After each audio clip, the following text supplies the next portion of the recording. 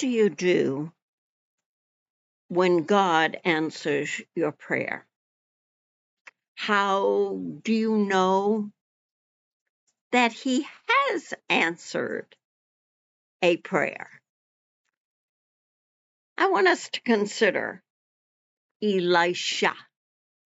He had prayed for a double portion of Elijah's spirit. He met the conditions. He saw Elijah being caught up in a fiery chariot. He picked up his cloak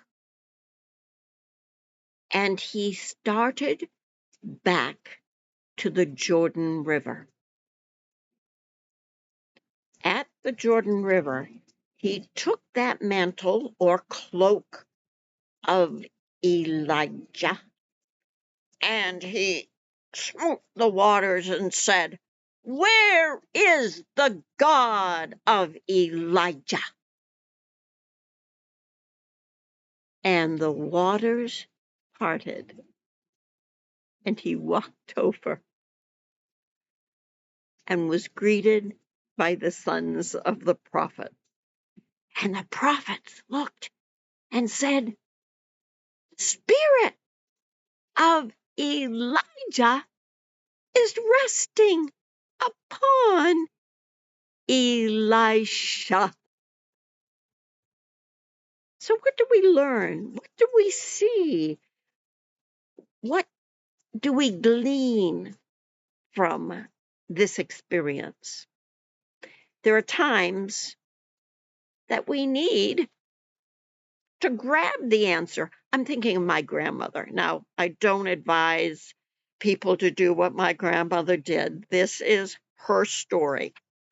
She had a heart attack.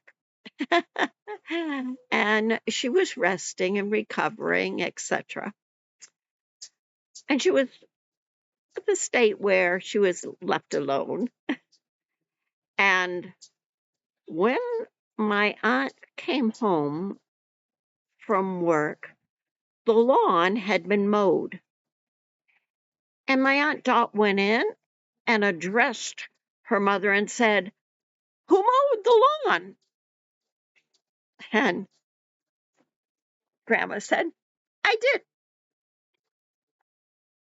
She said, "You did?" She said, "Yes, I prayed and I asked the Lord to heal me. And then I thought, how do I know I'm healed? I've got to think of the hardest thing and then do it."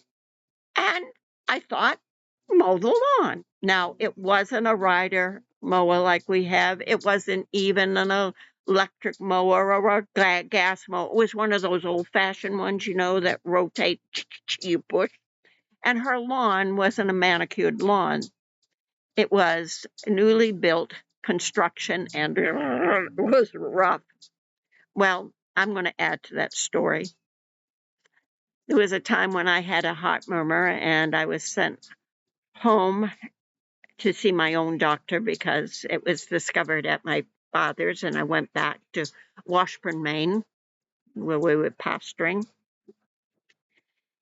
And the night that we arrived was the Bible study, and after the Bible study, I went to the altar and I said, "I'm going to pray until I know that I know that I know that I'm healed." So I stayed at the altar, and this story of my grandmother came to my mind.